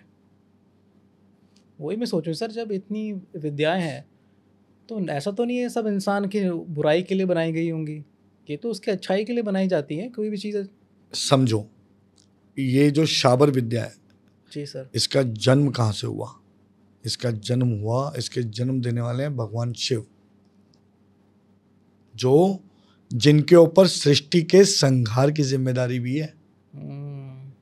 और शाबर विद्या इसीलिए बनाई गई थी ताकि आपके कर्मों के स्वरूप आपको ऐसे कर्म मिलेंगे जो बुरे भी हो सकते हैं। अगर मैंने 25 साल हो गए, मैं आज कानों पे हाथ लगा के अपने गुरु को याद करके पूरी ईमानदारी से ये बात कर सकता हूँ कि मैंने पूरे जीवन में किसी के साथ गलत नहीं किया। तो सर एक डिस्क्लेमर के साथ भी आता है कि अगर आपने इसका गलत इस्तेमाल किया या फिर आपके लाइफ में, और शाबर विद्या नहीं, शाबर विद्या एक ऐसी विद्या, अगर आप इसका गलत इस्तेमाल कर रहे हो और आप किसी और के साथ किसी और के लिए बुरा कर रहे हो इसके माध्यम से, तो बुरा होगा कि आपको भुगतना पड़ेगा, और सबसे ज़्यादा बुरा होगा जब आपकी संतान भुगतेगी। इसीलिए कभी बुरा मत करो, लेकिन इंसान अपने कर्मों से मजबूर है। आपके जीवन में आपसे जाने अनजाने कुछ ऐसे अपराध होंगे जो आपको मृत्यु तक ले जाएंगे। हर आदमी तो पूरे जीवन भर अच्छे कर्म नहीं कर सकता ना, और बुरे कर्म भी हमारे जीवन का हिस्सा है। इसीलिए हमें ईश्वर भक्ति मिली है कि उसके माध्यम से हम अपने कर्मों को प्योर करें और जो बुरे कर्म है वो हमें कम से कम भुगतने पड़े। तो भगवान शिव ने शाबर विद्या का जन्म किया। इसके पीछे बहुत बड़ी कहानी है, कहाँ से आई, कब इस विद्या का जन्म हुआ, कैसे कैसे हुआ, बहुत डिटेल में फिर किसी दिन मैं आपको डिटेल में बताऊंगा। बट ये ज़रूर बता दूं, वो शाबर विद्या का जन्म इसीलिए हुआ कि भगवान शिव को पता था कि कलयुग में मुझे लोगों को मारने की ज़रूरत नहीं है, लोग अपने आप में एक दूसरे को मारेंगे। मैं तो सिर्फ इस विद्या के माध्यम से संहार का एक रास्ता बना रहा हूँ। तो सर आपने षट विद्या बताई, शाबर विद्या। तो षट कर्म होते हैं उनमें, शाबर विद्या में षट कर्म होते हैं। षट कर्म मतलब 6 कर्म जी। सबसे पहला होता है शांति विद्या जी, जिसके माध्यम से हम हवन यज्ञ और इन सब पूजा पाठ के माध्यम से शांति की प्रार्थना करते हैं। दूसरा आपका आ गया जो बहुत फेमस है, आपका वशीकरण। वशीकरण में हम किसी को सम्मोहित करते हैं और उससे अपने मन की बात करवाने की कोशिश करते हैं। तीसरा आता है स्तंभन। स्तंभन में हम किसी के बुद्धि को या आसन को या गर्भ को, अलग अलग तरह के स्तंभन होते हैं। किसी के साथ बुद्धि स्तंभन किया गया, किसी के साथ आसन स्तंभन किया गया, किसी के साथ दोनों किए गए। पैरालिसिस के 2 मेजर केसेस हैं, या तो शरीर काम करना बंद करता है और बुद्धि चलती रहती है, या बुद्धि काम करना बंद करती है, शरीर चलता रहता है। जब दोनों ही काम करना बंद कर देते हैं तो दोनों, तो बुद्धि स्तंभन और आसन स्तंभन में कई बार ऐसा हुआ है कि अचानक से किसी के साथ पैरालिसिस अटैक हो गया, वो बंदा बिल्कुल ठीक था, उसके जीवन में कोई प्रॉब्लम चले जाता वाला पैरालिसिस। अच्छा, जब शरीर में कहते हैं ना पॉलिश पड़ गई है और वो शरीर टेढ़ा मेढ़ा हो गया और वो चल नहीं सकता, अब इस्तेमाल नहीं हो सकता, ये एक पोर्शन काम करना बंद कर देता है और बुद्धि भी काम करना बंद कर देती है, तो ये होता है बुद्धि स्तंभन। यानी कि स्तंभन का मतलब होता है किसी भी जगह को एक जगह रोक दो, खंबे की तरह स्तंभ कर दो, तो बुद्धि और आसन स्तंभन हो गए। पर इनकी एक पॉजिटिव विद्या क्या है, गर्भ स्तंभन। जिसका गर्भ नहीं ठहर रहा है तो इस गर्भ स्तंभन के माध्यम से उसका गर्भ ठहराया जा सकता है। ये पॉजिटिव भी है, ये पॉजिटिव है। 3 हो गई, स्तंभन हो गया। स्तंभन के बाद आ गई उच्चाटन। उच्चाटन एक पॉजिटिव और नेगेटिव दोनों क्रिया है। उच्चाटन में एक व्यक्ति को एक स्थान से दूसरे स्थान पर भेजा जा सकता है, तो इसमें पॉजिटिव भी हो सकता है। कैसे सर? सपोज किसी आदमी, उसके लिए ऐसी क्रिया की जाए कि ताकि उसका स्थानांतरण हो जाए। अच्छा, तो किसी को प्रमोशन के लिए, या किसी को, बहुत लोग होते हैं सर हम विदेश जाना चाहते हैं जी, तो ये पॉजिटिव क्रिया उच्चाटन उसके लिए की जा सकती है। उच्चाटन के बाद आ गया आपका विद्वेषण। विद्वेषण होता है जिसमें 2 पार्टनर्स को अलग किया जाता है। एक ऐसी क्रिया कि 2 पार्टनर जो एक दूसरे से बहुत प्यार करते हैं, या एक दूसरे के साथी हैं, या हस्बैंड वाइफ हैं, जो भी हैं, और कोई चाहता है कि वो हमेशा के लिए अलग हो जाए, तो विद्वेषण हो जाता है। और last but not the least is मारण क्रिया। मारण क्रिया में किसी व्यक्ति को मारा जा सकता है। तो सर कि तो मेरे को सुन के मेरे को डर सा लग गया कि इतनी सारी विद्याएं, कोई इंसान मतलब किसी की जेलेसी के साथ किसी इंसान कुछ भी कर सकता है मतलब। इतना आसान भी नहीं है ना दोस्त। सोशल मीडिया पे जिस तरीके से इन सब चीज़ों को दिखाया जा रहा है, जी जी। या जितने आसानी से आज आप इन सब चीज, मैं जितनी आसानी से शब्द बोल दिए, उतना ही आसान है नहीं करना। आपको कितनी सिद्धियों से गुजरना पड़ेगा, कितनी इसमें नुकसान क्या हो रहा है, जो अधूरा ज्ञान लेकर लोग आ रहे हैं तो वो अधूरी क्रियाएं कर देते हैं। बिल्कुल। उसका नुकसान लोगों को भुगतना पड़ रहा है। कच्चे लालच में, चंद रुपयों के लालच में लोग जेलिसी के अंदर आकर ये सब चीज़ें करा देते हैं। बहुत मतलब दुख की बात है, नहीं कराना चाहिए। तो सर अगर किसी इंसान को ना किसी ने वशीकरण किया है या फिर भूत प्रेत या कुछ भी किया है, तो क्या शुरुआती सिम्टम्स होते हैं जो देखने को मिलते हैं आपको? देखो, मैं बता रहा था कि 2 तरह के होते हैं जी। एक तो कोई व्यक्ति पोजेस्ड है या कोई प्रॉपर्टी पोजेस्ड है। जी। अगर प्रॉपर्टी पोजेस्ड है जी। तो उस पर क्या क्या सिम्टम्स होंगे स्पेसिफिकली? अगर आपके घर में इलेक्ट्रॉनिक इक्विपमेंट्स बार बार खराब होते हैं,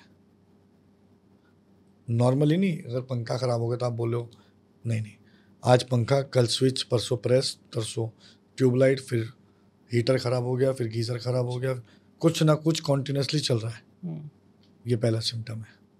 दूसरा, आपके घर का टैप लीकिंग सिस्टम, यानी नल, एक नल ठीक कराते हो दूसरा लीक करने लगता है, दूसरा ठीक कराते हो तीसरा लीक करने लगता है, तीसरा ठीक कराते हो चौथा लीक करने लगता है। जी। दूसरा सिम्टम। तीसरा सिम्टम है आपका सीवेज सिस्टम बार बार ब्लॉकेज हो रहा है, आपकी नाली बार बार ब्लॉक हो रही है, आप ठीक कराते हो, सब ठीक हो जाता है, फिर ब्लॉक हो जाती है। चौथा सिम्टम, अगर आपके घर में सीलन बिना किसी कारण से आ रही है, आप देख रहे हो कि आसपास कोई ड्रेनेज पाइप भी नहीं है, पूरी प्रॉपर्टी भी सब तरीके से सही है, फिर भी सीलन बार बार आ जाती है जी। चौथा सिम्टम। अब पांचवा सिम्टम है, अगर आपके घर में रखी हुई तुलसी सही धूप और पानी मिलने के बावजूद भी बार बार सूख जाती है, ये पांचवा सिम्टम है। जी। तो ये प्रॉपर्टी के सिम्टम्स हैं जी। जिनसे आप ये पता लगा सकते हो कि कोई ना कोई नकारात्मक ऊर्जा हमारे घर में है। एस्ट्रोलॉजी में इसे राहु के दोष से भी जाना जाता है, जो मैंने सिस्टम बताया। एस्ट्रोलॉजी में एक कॉम्बिनेशन, राहु शनि जब साथ आते हैं तब ये माना जाता है कि ब्लैक मैजिक उस व्यक्ति पे उस दौरान हो सकता है हो गया हो। ठीक है, तो राहु शनि अगर साथ आ रहे हैं तो इसीलिए सिम्टम राहु से जुड़े हुए भी हैं। तो सर अभी तो वैसे भी राहु शनि और उसमें आए हैं, तो बहुत मार्च के बाद कोई बहुत बड़ी बात नहीं है किसी के साथ इस तरह की क्रिया हो जाए यार। तो ये मतलब बहुत आसान टाइम चल जाएगा? नहीं, ये वो टाइम होता है। देखो, ये जनरल के अलावा आप बात करो व्यक्ति विशेष से जी। तो व्यक्ति विशेष के साथ अगर कोई उसकी महादशा और अंतरदशा राहु शनि चल रही है या कुंडली में राहु शनि एक जगह बैठे हुए हैं तो उसके साथ ये संभव है कि ये हो जाए। अब आ जाते हैं व्यक्ति विशेष को कैसे पता लगेगा। जैसे कि मैं ऑफ कैमरा आपसे बात कर रहा था कि बहुत ज़्यादा एंजाइटी और डिप्रेशन फील करना, ये प्रैक्टिकल लाइफ में भी होता है, और अगर कोई व्यक्ति नकारात्मक रूप से पोजेस्ड है तो वो भी ऐसा फील करता है। पहला सिम्टम तो ये हो गया। दूसरा, ऐसा व्यक्ति अपने आप को धीरे धीरे पब्लिक से आइसोलेट करने की कोशिश करता है और अकेला रहने में उसको अच्छा लगने लगता है। अगर वो पूरी तरह पोसेस्ड है तो उसको अपने अंदर से या अपने आसपास से बड़ी अजीबोगरीब स्मेल आती है, रिसोर्स कुछ नहीं है। ठीक है, कुछ ऐसी आवाज़ें कॉन्टीन्यूसली आपको आना जो कि आपका कॉन्शियस माइंड समझ सकता है, ये भी एक सिम्टम है। कई बार एक ही तरह के डरावने सपने आपको आना, एक ही सपने का बार बार आना। देखो, सपना एक सबकॉन्शियस माइंड का प्रोडक्ट है, अलग अलग आता है हमेशा। मेरे को भी 2-3 बार तो आए हैं, लेकिन कितनी बार आना चाहिए? कोई स्पेसिफिक चीज़, अच्छा, जैसे आपको लग रहा है कि भाई कोई चीज़ है जो आपको एक मैसेज देने की कोशिश कर रही है कि बार बार बार बार बार बार, मतलब गुलजार साहब के एक बड़े अच्छे शेर की लाइन है कि एक ही ख्वाब कई बार देखा है मैंने। जी, तो जी। अगर इस तरह की चीज़ आपने बार बार देखी है तो आपको महसूस होगा जी। उसके अलावा अगर आप अचानक से चौंक जा रहे हो, नॉर्मल लाइफ के अंदर भी आपको समझ अचानक से आप चौंक जाते हो, आप नींद में झटके से उठ रहे हो और आपको लग रहा है कि कुछ आपके साथ वाइब्रेशंस हैं, या आप नॉर्मल बैठे बैठे भी एक अनकॉन्शियस परिस्थिति में चले जा रहे हो और बॉडी अजीबोगरीब रिएक्शन आपकी कर रही है। मेरे पास अभी एक लेटेस्ट केस आया जिसमें है एक लड़की इस तरीके से वो रिएक्ट कर रही है, वो मैं आपको दिखाऊंगा बाहर ऑफ कैमरा अभी वीडियो में कि कैसे रिएक्ट करती है जब वो पोसेस्ड होती है। और पोजीशन में कई बार क्या होता है कि हम, जैसे मेरी एक केस स्टडी थी कि एक लड़की को अचानक से आग से डर लगने लगा था, क्योंकि जो एंटिटी उसके साथ थी वो जलकर मरी थी। तो वो आग को देख के चीखने लगती थी, बहुत तेज तेज, अचानक से चीखने, माचिस से दूर भागने लगी, लाइटर से दूर अच्छा, भागने एक दिन पहले कुछ नहीं दिक्कत उसको, जैसे जब वो पोजेस्ड हो गई थी उसके बाद वो हमेशा उसने आग से दूर रहना शुरू कर, देखते ही चीखने लगती थी। तो ऐसे बहुत सारे और भी सिम्टम्स होते हैं। अगर आपको ये पता लग रहा है, ऐसा कोई सिम्टम आपको लग रहा है, तो आपको जल्द से जल्द किसी सही मेंटोर से मिलें और उसका चेकअप कराएं। और ये फालतू नेट पे देख के खुद से कुछ ट्राई करने की ज़रूरत नहीं होगी। बिल्कुल भी नहीं है, जान का खतरा भी हो सकता है। जान का खतरा हो सकता ही नहीं होगा। अगर आप कुछ भी देखो, आप मेरी बात सुनो, आपके पेट में दर्द है जी सर, तो आप कॉम्बीफ्लेम लेके ठीक होने की कोशिश मत करो। कॉम्बीफ्लेम किडनी को इम्पैक्ट करके ख़राब कर सकती है। अगर आपको हो सकता है उस समय मेफ्टॉल स्पास की ज़रूरत है, जो डॉक्टर बताएगा ना, खुद से दवाइयाँ लेना हमेशा नुकसानदायक है। तो आप कोशिश करो कि आप ऐसा इलाज करो, किसी अच्छे मेंटोर से संपर्क करो। जब तक कोई मेंटोर आपको नहीं मिल पा रहा, तो कुछ छोटे छोटे उपाय मैं आपको बता देता हूँ जी, जो एक आम आदमी की हैसियत से आप कर सकते हैं और आपको तब तक आप शायद बच जाओ। जैसे आप अपने आप को ईश्वर भक्ति में लीन कर लो, परमात्मा की रोज़ पूजा करो, रोज़ अपने घर में साफ सफाई का विशेष ध्यान रखो, गंदगी ना हो, क्योंकि नकारात्मक ऊर्जा गंदगी में ज़्यादा रहना पसंद करती है। एक बड़ा और सिम्टम मैं आपको बताना भूल गया कि कई बार जो इंसान पोजेस्ड होता है उसे बहुत दिन तक नहाने का मन नहीं करता, वो नहाने ही नहीं चाहता, उसे अपने गंदगी में रहने की आदत पड़ जाती है और उसे अच्छा लगता है, he choose to be like that. तो अपने आप को साफ रखो और अगर आपके लिए संभव हो तो घर में रोज़ गंगा जल का नीम की टहनी से छिड़काव करें। ओके, घर की मेन चौखट पे नीम की टहनी टांग दें, हर तीसरे दिन नीम की टहनी को बदल दें।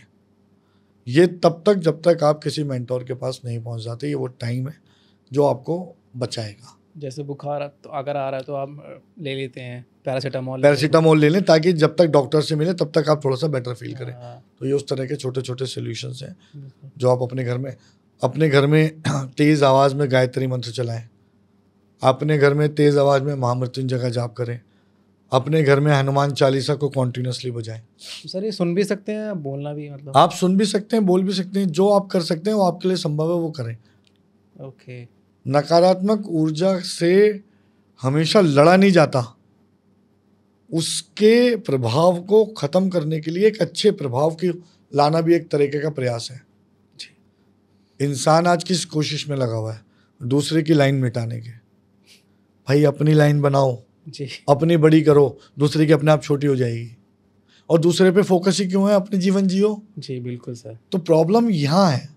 तो वो समस्या ये है कि लोग गलत तरीके से चीज़ों का इस्तेमाल कर रहे हैं और उसका हर्जाना ये है कि बड़े ख़तरनाक केसेस होते हैं। मैंने कई लोगों को बड़ा ख़राब इम्पैक्ट आते हुए देखा है।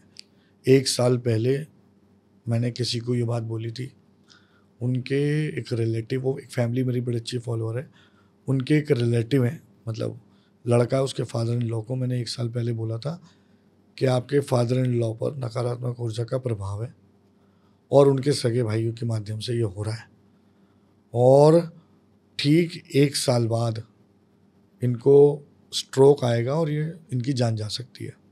उस समय हालांकि उस लड़के ने मुझे बहुत मानता है, तो उसने अपनी वाइफ को और इन लॉज को बताया होगा, तो उन लोगों ने इस बात को थोड़ा लाइटली लिया। उन्होंने शायद ऐसे कौन होता है, क्योंकि वो बहुत अच्छे फिजिकली फिट थे, रोज़ वॉक करते थे, कोई ऐब ही नहीं था, कोई भी गुटखा सुपारी बीड़ी सिगरेट शराब कुछ नहीं, कोई ऐब नहीं था, बिल्कुल फिट और दाल रोटी खाने वाले सिंपल इंसान थे। अभी कुछ 15-20 एक दिन पहले की बात है, 10th ऑफ अप्रैल, मैं अमृतसर से आ रहा था, मेरे पास फ़ोन आया कि भैया वो घर के बाहर ना नीचे कुछ दूध लेने गए थे और गिर पड़े, हॉस्पिटल ले गए हैं। मैंने कहा दोस्त अब कुछ बचा नहीं है। बोला भैया आप अभी से कैसे कह रहे हो? मैंने कहा मैंने तुम्हें 1 साल पहले बताया था, stroke, he is no more. और एग्जैक्टली वही हुआ, he was brought dead in to the hospital. अगर प्रिकॉशन ले ले तो उस टाइम पे तो मैं यही कहता हूँ, ए temporary loss is always better than a permanent loss. ज़्यादा से ज़्यादा क्या होगा, देखो मैं आपको आज एक बार बताऊँ, मैंने 25 साल अपने जीवन में किसी से कंसल्टेंसी चार्ज नहीं लिया, 25 साल तक। अब कुछ समय से हमारी टीम ने कुछ एक नॉमिनल सा कंसल्टेंसी चार्ज रख दिया। उसका रीज़न ये होता है कि ताकि लोग टेकन फॉर ग्रांटेड ना लेने लगे, क्योंकि एक ज़रूरतमंद आदमी बाहर बैठा हुआ मेरा वेट कर रहा है और जो गैर ज़रूरतमंद है वो अंदर 2 घंटे मुझसे बात कर रहा है, मैं तो किसी को ना नहीं कर सकता। इसीलिए उन्होंने अब एक लिमिटेड सा बहुत थोड़ा सा नॉमिनल चार्ज रख दिया, फिजिकल कंसल्टेंसी हो या वीडियो कंसल्टेंसी हो, उसका उद्देश्य है। लेकिन मेरे को लालच है ही नहीं, फिर भी मैं आपको ये बात बता रहा हूँ, अगर थोड़ा सा पैसा खर्च करके आपको मन की संतुष्टि मिल रही है तो खरीद लो, बहुत सस्ते दाम मिल रही है। जान से बढ़ के थोड़ी ना है। जो व्यक्ति अब चला गया, आज उसकी फैमिली, आज उसकी बेटी, आज उसके वो बच्चे, वो मुझे फ़ोन करके कह रहे हैं कि हमें लाइफ का सबसे बड़ा रिग्रेट हो रहा है। अब क्या फ़ायदा सर? मैं यही कहता हूँ, मैं ये नहीं कह रहा कि, और मुझे अपनी इस चीज़ से बहुत डर लगता है, मैंने ऐसे कई केसेस में प्रेडिक्ट किया है। इसीलिए मैं ये कहता हूँ कि ज़रूरी नहीं मैं किसी भी अच्छे मेंटोर से जिससे आपकी ऊर्जा का संचार होता हो, पहले तो चूज़ योर मेंटोर वाइजली। बिल्कुल। और वाइजली की परिभाषा क्या है, जितने सवाल आपके मन में है दाग दो अपने मेंटोर पे, और अगर वो आपको आपके सवालों के तर्क संगत यानी लॉजिकल आंसर दे रहा है और आप सेटिस्फाइड हो गए हो, उसके बाद उसे परखना बंद करके उस पर बिलीव करना शुरू करो। लेकिन अगर आपको लगता है कि कोई आपको अंधभक्त बना रहा है और अंधभक्ति करने के लिए कह रहा है, तो दोस्त अंधभक्ति का नतीजा तो मुझे बताने की ज़रूरत नहीं है। तो सर आज के जो जनरेशन है, आज की भी क्या पहले भी काफ़ी कॉन्ट्रडिक्शन रहता है कि साइकोलॉजिकल है, ये भूत प्रेत नहीं होता। आज की जो मॉडर्न साइंस होती है, सबका दिमाग का सब कुछ इलाज होता है, तुम कहाँ भूत प्रेतों के चक्कर में लग गए हो। तो ये सच में क्या साइकोलॉजिकल इफेक्ट भी होता है, या फिर आप कह सकते हो कि हाँ कोई पोजेस किया हुआ है किसी को? मैं हर पॉडकास्ट में नरेंद्र जी एक बात बोलता हूँ जी, जिस पे मैं बिलीव करता हूँ, हर वो शब्द जिसका निर्माण हुआ है उसका अस्तित्व है। दिन है तो रात है, सुबह है तो शाम है, अच्छा है तो बुरा है, खरा है तो खोटा है, भूख है तो खाना है, ईश्वर है तो शैतान भी है। सब कुछ है, बट बशर्ते ये भी एक बड़ा सत्य है कि कई बार हम साइकोलॉजिकली एंजाइटी और डिप्रेशन में होते हैं और हम कहते हैं हमारे पे कोई भूत बाधा है। ऐसा नहीं है। इसीलिए ऐसे टाइम पे एक मेंटोर आपकी सही मेंटोर आपकी मदद करेगा, जो आपको ये बताएगा कि कुछ नहीं है या कुछ है। एक और बात, मैंने आजकल ऑफ लेट पॉडकास्ट में ये बात बोलनी शुरू की है, लोग कहते हैं कि हम सच सुनना चाहते हैं, पर वो सच सुनना नहीं चाहते। कई केसेस में क्लाइंट जब मेरे पास आता है, मैं उन्हें बोलता हूँ कि आपके साथ कुछ नहीं है, आप सब ठीक हो। वो कहते हैं इन्हें कुछ नहीं आता, हम दूसरे के पास जाएंगे। यार अगर कोई आपसे कह रहा है सब ठीक है तो एक्सेप्ट करो, खुश हो जाओ, भगवान का शुक्रिया अदा करो और नॉर्मल जीवन जियो। जरूरी है कि कोई बताए आपके साथ कुछ है और फिर आप उसको ठीक करने में जुट जाओ, हजारों लाखों रुपए खर्च करो और फिर उसी परिस्थिति में हो, क्योंकि आप तो डिप्रेशन में हो। चलो उन्होंने मान ही लिया है कि मेरे को कुछ प्रॉब्लम है, कुछ ये है, ओके। इसे कहते हैं साइकोलॉजिकल बीमारी। तो सर ये जो आजकल जो सिर्फ रेमेडीज़ के पीछे भाग रहे हैं कि यार मुझे रेमेडी दे दो, मैं तो करना चाहता हूँ, बस मेरे को ठीक होना है या फिर मैं कुछ बड़ा करना चाहता हूँ, तो ये रेमेडीज़। इंडिया में एस्ट्रोलॉजी, न्यूमरोलॉजी, बॉडी लैंग्वेज, जी, किसी भी तरह का साइंस 2 पिलर्स पे खड़ा है जी। डर और लालच। कमर्शियली तो 2 ही पिलर्स पे खड़ा है। आप आज दोनों पिलर्स निकाल दो, ये इंडस्ट्री खत्म हो जाएगी। या तो आपको डराया जा रहा है या कोई लालच दिया जा रहा है। हाथ पर लिखो, ये सुबह तक करोड़पति हो जाओगे। कोई नहीं हुआ आज तक। मैं तो कई रील देख ली ऐसी। अगर ऐसा ही संभव था तो दुनिया में कहीं स्लम ही नहीं होनी चाहिए। हाथ पे लिखने मात्र से करोड़पति हो जाएगा क्या? सिर्फ मैनिफेस्ट करने से करोड़पति हो जाएगा क्या?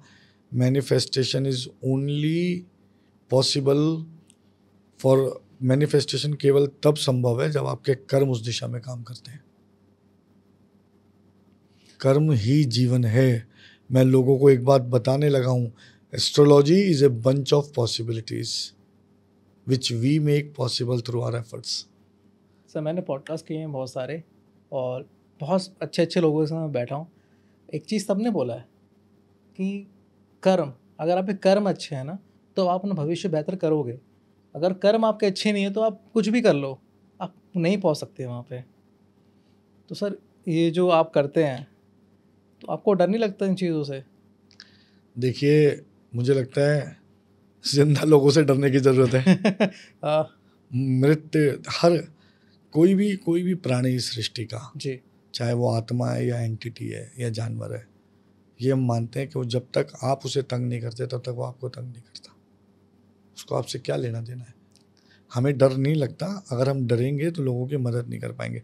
कभी कभी ऐसा है कि थोड़ा बहुत मतलब हिचक या थोड़ा बहुत जैसे होता है, पर इतना नहीं। मैंने शमशान सिद्धि की हुई है। मैं कई बार शमशान में रातों को रुका हूँ। अभी मैंने एक रिसेंट पॉडकास्ट किया है जिसमें मैं रात के 12 से 4 बजे तक केवल शमशान के अंदर था, शमशान में? और जलती हुई चिताओं के साथ। और वहाँ एक चिता ने कैमरामैन को आवाज़ दे दी थी जिसकी वो चिता थी। तो मैं आपको सच्चाई बता रहा हूँ।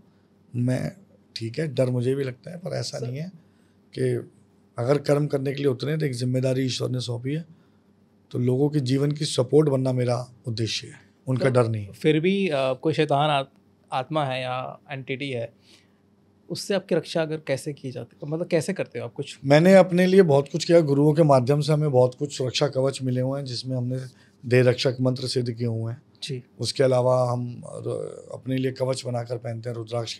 ये हमने कोई दुनिया दिखावे के लिए नहीं पहने हुए हैं, सब कवच हैं हमारे जो हमारी सेफ्टी करते हैं। मैंने अंदर भी पहना हुआ है, हाथ में भी पहने हुए हैं। तो अपने कवच हमने बनाए हुए हैं जो हमारी सेफ्टी करते हैं सभी तरह की नकारात्मक तो सर ऊर्जाओं अगर से। नॉर्मल इंसान है जिसको मतलब कि बचना है किसी काला जादू या फिर मुझे वशीकरण ना हो, तो वो भी कुछ पहन सकता है या? देखिए, अगर आपके लिए संभव है, आप कोई भी बड़ा खर्चा नहीं कर सकते, तो सबसे आसान है अगर आपको आपकी राशि के हिसाब से और आपकी परिस्थिति के हिसाब से किसी अच्छे मेंटोर से पूछ कर रुद्राक्ष आप पहने। और कोशिश करिए नेपाली रुद्राक्ष आप पहने, अगर आपको ओरिजिनल मिल जाए। और वो नेपाली में भी कितने मुखी आपको सूट करेगा। जैसे 7 मुखी रुद्राक्ष बहुत बढ़िया रुद्राक्ष होता है। उसकी जो लॉर्ड है वो माता लक्ष्मी है और उसका रूलिंग प्लैनेट सैटर्न है। तो वो आपको करियर में भी फ़ायदा करता है और हेल्थ में भी फ़ायदा करता है। आपको विजडम भी बहुत देता है और आपके कर्मों को भी अच्छा करता है, क्योंकि रूलिंग प्लैनेट उसका सैटर्न है और शनि कर्म फलदायक है। तो अगर आप 7 मुखी रुद्राक्ष धारण करते हैं, नेपाली सर्टिफाइड और अभिमंत्रित किया हुआ, केवल ऐसा नहीं बाजार से खरीद के आप पहन लें। हर रुद्राक्ष अगर सही तरीके से अभिमंत्रित किया गया है तो आपको उसका बहुत प्रभाव मिल सकता है। वो आपको ऐसी कई नकारात्मक ऊर्जाओं से बचा सकता है। तो सर एक out of the box question मेरे मन में आ रहा है प्लीज़। क्योंकि मैं ना, मेरे घर में पेट है, डॉगी है। तो किसी ने मुझे बोला था, मेरे कान में आया था कि हमारे पूर्वज या फिर कोई हमसे अटैचमेंट होता है इनका पहले हमारे परिवार से, जो घूम के आता है। तो सर थोड़ा इसमें अगर आप देखो, ऐसा है इसमें? ये बिल्कुल बिल्कुल सच बात है कि आपके ऊपर जो भी जिम्मेदारी आई है ईश्वर ने डाली है जी। उसका कुछ ना कुछ कनेक्शन आपके पुराने कर्मों से है, पूर्व जन्म के कर्मों से है। जो चीज़ें आपसे पूरी नहीं हो पाई या जो आप जो कर्म पूरे नहीं कर पाए, ईश्वर आपकी अच्छाई देखकर आप पर वो कर्म दोबारा डालता है किसी न किसी माध्यम से। तो कई बार ऐसा होता है, कुछ पेट्स को आप घर में पालते हो या उनका जीवन यापन करते हो, तो वो आपके पिछले जन्मों का कुछ अधूरा कर्म है जी। जिनकी आप पूर्ति कर रहे हो। जी। उसमें हो सकता है कि वो किसी रिश्तेदार के रूप में जन्म लिया है या कोई ऐसा कर्म था जो अब तक अधूरा था और उसकी सेवा के माध्यम से वो पूरा हो जाएगा। मैं आपको एक आप बीती बताता हूँ कि मेरे पास एक पेट था, जर्मन शेफर्ड। जी। और बहुत बहुत प्यार वाला जानवर है। उसको मतलब जितना भी आप प्यार दे दो उतना कम है। जी। और लाडला होके पलता है वो। बिल्कुल। वो नखरा भी बहुत होता है उसका। और वो बहुत मतलब प्यार करने वाला जानवर है। मेरी वाइफ को वो बहुत प्यार करता है। हुआ क्या कि अचानक सडनली वो खाना खा रहा था और मेरा पैर उसके पैर पे टच हो गया। कोई बड़ी बात नहीं, आपका पेट है और आपको बहुत, उसने मेरे पैर पे एकदम काट लिया। उस समय मैं थोड़ा सा समझा नहीं। फिर मैंने, चलो घर में पला हुआ था, फिर भी मैंने इंजेक्शंस लगवाए। पर मुझे लगा था कि इसके बिहेवियर में कुछ चेंजेस आ रहे हैं, कुछ ऐसा है जो होने वाला है जिसका ये सिम्टम दे रहा है। हाँ, क्योंकि हम इन चीज़ों के अंदर हैं, तो मैं समझ रहा था धीरे धीरे। उसी दौरान अचानक मेरे फादर की तबीयत ठीक ख़राब हो गई। मैंने हॉस्पिटलाइज़ करा के मुझे एहसास हो गया था, क्योंकि मैं कैलकुलेशन कर रहा था, तो मुझे लग रहा था कि अब कुछ होने वाला है। तो मैं डॉक्टर्स ने हमें कहा कि वो अब कल हम उनको ठीक है, कल उन्हें लिक्विड डाइट पे डाल के डिस्चार्ज कर देंगे। एक दिन पहले की बात बता रहा हूँ। मैं अपने ऑफिस गया, मैंने अपने ऑफिस में स्टाफ को बोला कि भाई ये डेबिट कार्ड्स हैं और ये कुछ सामान है, हो सकता है मैं अगले कुछ दिन ऑफिस ना हूँ। तो वो समझ गए, वो बोले सर आप ऐसा क्यों बोले, उन्हें पता था मेरे फादर एडमिट है। मैंने बेटा जो जीवन है वो है, हो सकता है किसी सत्य को मैं भी कबूल ना करना चाहता हूँ, और मुझे डर लग रहा है, आप ये रखो। अगले दिन मेरे फादर नहीं थे, वो सुबह रात को सोए हॉस्पिटल में और सुबह नहीं उठे। तो वो जो सर ये मेरे फादर भी बोलते थे कि जानवर होते हैं या फिर ये कुछ अगर परिवार में कुछ आ रहा है तो सबसे पहले अपने ऊपर लेने की कोशिश करते हैं। बिल्कुल ऐसा हमारे साथ एक बार नहीं, मेरे साथ कई बार हुआ है। एक छोटा सा पोमेलियन डॉग था जो हमने अपने घर में पाला था, बहुत टाइम पहले की बात है। और अचानक से, अगर आपको याद हो, दिल्ली में काले बंदर का अटैक चल रहा था उस टाइम पे। तो उस टाइम पर वो आया और मेरी सिस्टर बहुत छोटी थी, उसको उसने काटने की कोशिश की और बीच में वो डॉगी आ गया और उसने डॉगी को उसको पेट में पूरे दांत गाड़ दिए बंदर ने, चला गया और वो डॉगी एक्सपायर हो गया और सिस्टर बच गई। तो ये बहुत बड़ा सत्य है कि जानवर घर में आई हुई विपत्ति को पहले अपने ऊपर लेता है। इसीलिए अगर आप पेट्स को पालते हैं तो आप अपने आप को भाग्यशाली समझिए कि आप उन पर कोई एहसान नहीं कर रहे, वो आप पर एहसान कर रहे हैं आपके साथ रहकर। तो सर मैं ना अपने हर पॉडकास्ट पे जितने भी गेस्ट आते हैं उनकी नॉलेज से मैं अपने व्यूअर्स को एक चीज़ हमेशा बोलता हूँ कि वन पीस ऑफ एडवाइस अगर आप हमारे व्यूअर्स को देना चाहें। एक एडवाइस जो सबसे इम्पॉर्टेंट है दोस्तों, हाथ जोड़ के मेरी आप लोगों से प्रार्थना है कि अगर आपको किसी भी तरह का कोई भी सिम्टम जो हमने आपको बताया है महसूस हो रहा है, तो बिल्कुल भी बिना डरे बिना झिझके इसके ऊपर बात करें। सबसे बड़ी समस्या ये है कि लोग आजकल इस पर बात नहीं करते हैं। बात करें, किसी अच्छे मेंटोर को ढूंढें। आप हमसे संपर्क करना चाहते हैं आप कर सकते हैं, आप किसी से संपर्क करना चाहते हैं आप करिए, पर इन बातों को अपने अंदर ना रहने दें, इनको सही नहीं। क्योंकि जब बहुत देर हो चुकी है तो और डैमेज हो जाती है तो केवल डैमेज कंट्रोल किया जाता है, चीज़ें ठीक नहीं की जा सकती। तो कोशिश करिए डैमेज होने से पहले, बाढ़ आने से पहले बांध बनाइए और अपने परिवार की रक्षा कीजिए। और इस पॉडकास्ट का मकसद आपको डराना नहीं है, आपको जागरूक करना है। इन सब चीज़ों के प्रति आपकी एक सोच होनी चाहिए, एक पॉजिटिव अप्रोच होनी चाहिए। किसी इंसान को अगर किसी ने पॉजेस किया या वो अलग बिहेव कर रहा है तो उससे पहले बात करो और उसको एक सही मेंटोर के पास ले जाओ। अच्छा, इसी के साथ मैं आपको थैंक यू कहना चाहता हूँ। आपने बहुत सारी चीज़ें मुझे करी हैं। पॉडकास्ट कम लेंथ कम होना चाहिए था, बट मेरी जिज्ञासा की वजह से पॉडकास्ट का लेंथ बढ़ गया है और लोगों को भी काफ़ी अच्छा लगा होगा ये पॉडकास्ट देख के। Thank you so much sir. बहुत बहुत धन्यवाद, आपने मुझे बुलाया, बहुत बहुत धन्यवाद। Thank you sir.